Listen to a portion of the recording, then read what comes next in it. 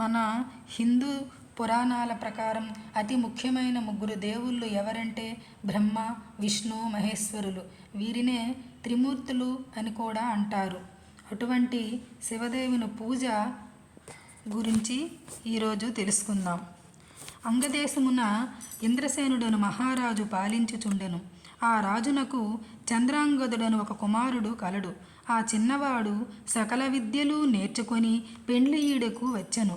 చంద్రాంగదునకు వివాహం చేయవలనని తలంపుతో ఇంద్రసేన మహారాజు తన కొలువునందున్న మంత్రి, పురోహిత, సామంతులతో యువరాజైన చంద్రాంగదునకు ఎచ్చటనైనా తగిన చిన్నదానిని చూడమని చెప్పి వారిని దేశ దేశాలకు పంపెను. వారనేక దేశములు తిరిగి కడకు వంగదేశ పరిపాలకుడగు సూరసేన మహారాజు పట్టణమును చేరిరి. ఆ రాజునకు సీమంతిని అనే కుమార్తె కలదని పరిచారకుల వలన తెలుసుకొని రాజదర్శనమునకై ఆస్థానమునకు వెళ్ళిరి. అంత రాజు, మంత్రి, పురోహితులను గౌరవించి తమరు వచ్చిన పని ఏమిటని అడిగను. మహారాజా, మాది అంగదేశం. మా ఇంద్రసేన మహారాజు గారికి చంద్రాంగదుడనే కుమారుడు కలడు. అతనికి తగిన కన్య గురించి తిరుగుచూ తమ పుత్రిక రత్నమగు సీమంతినీదేవి గుణగణములు తెలుసుకొని ఇచ్చటకు వచ్చి తిని, ఇదిగో మా యువరాజు చిత్రపటం అని చూపించినారు.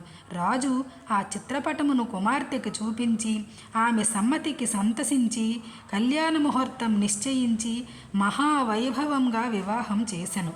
వివాహమైన కొంతకాలమునకు ఒక రోజున చంద్రాంగదుడు తన వినోదపు చెలికాండ్రతో యమునా నది తీరమున నావపై షికారు చేయుచున్న సమయమున దురదృష్టవశమున ఆ నావ నీటిలో మునిగినది. చంద్రాంగదుడు తప్ప మిగిలిన వారు చనిపోయినారు. చంద్రాంగదుని నాగకన్యలు పట్టుకొని తమ రాజు అయిన తక్షకుని వద్దకు తీసుకొని పోయిరి. తక్షకుడు చంద్రాంగదుని చూచి, ఇతనెవరు, ఎక్కడకు ఎందుకు తీసుకొని వచ్చి తిరిగి అని అడుగగా, మాకు తెలియదు.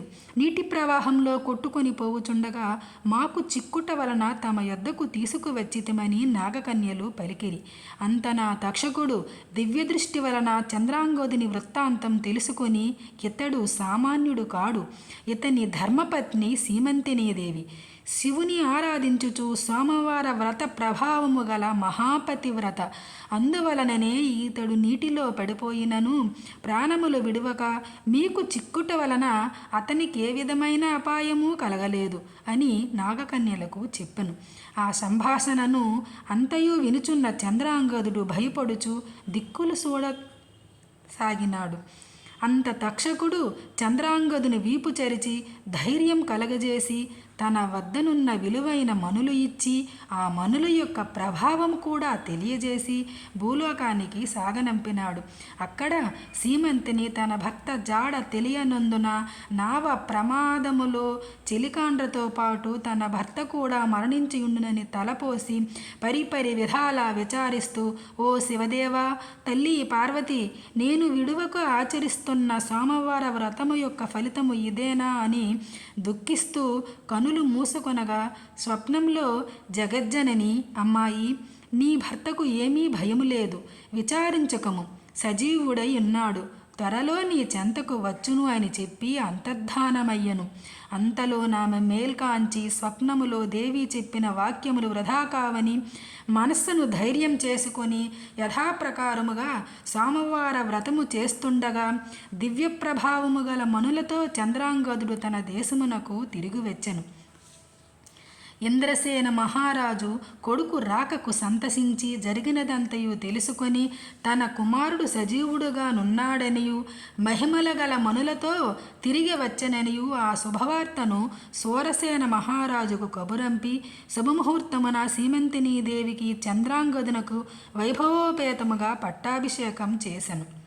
సీమంతినీదేవి, చంద్రాంగదులు తమ దేశ ప్రజలకు సోమవార వ్రతము ప్రభావము గురించి, శివదేవుని మహిమల గురించి బోధిస్తూ ధర్మ మార్గమున రాజ్యపాలనం చేయుచుండిరి.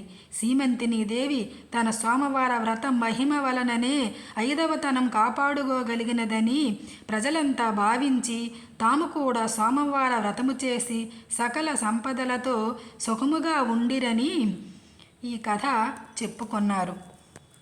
ఆ వ్రతం మనం కూడా చేయడం వల్ల సుఖ సంతోషాలతో ఉంటామని పురాణాలు చెబుతున్నాయి. దీనికి ఒక మంత్రం కూడా ఉంది శివదేవుని గురించి.